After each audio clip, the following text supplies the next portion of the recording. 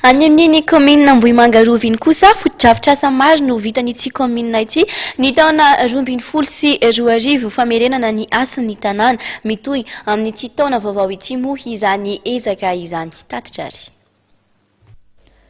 Anisan'ireo fotodrafitrasa natsangan'ny commune Ambohimanga Rova tamin'ny taona lasiny ny tsena Alakamisy antsoina hoe tsenan'Andrenamponomerina izay nampalaza ny Ambohimanga fa izay.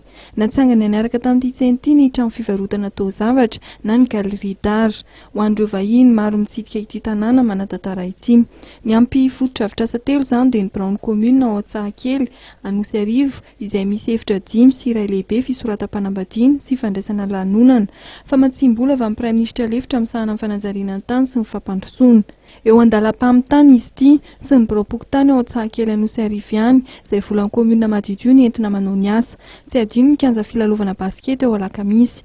Na dia efa betsaka raha ny zava-bita tamin'ny taon-daza dia mbola maro ihany koa ireo asa miandry amin'ity taona vaovao 2024 ity araka ny ambaran'ny ben'ny tanàna Ravonjatovo Vidy Malala.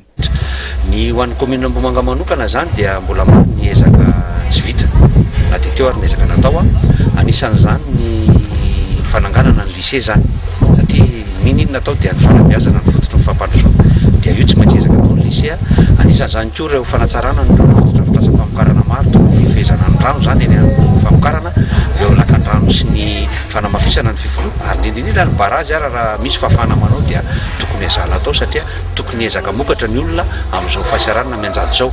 Ankoatran'ireo dia tokony ezahana ihany koa zany ny fanatsarana ny sekoly satria dia betabe ny sekoly indrindra fa ny ambaratonga voalohany amin'ny sekoly mpanjakana izay efa tena simba tokoa ny fotodrafitrasa. Ny farany herinandro teo no natao ny lanonana fifamparabana tratry ny taona ho an'ity commune ity izay nanasana ireo mpiara-miasa sy mpiara-miombonantoka rehetra avy amin'ireo ray aman-dreny ao an-tanàna.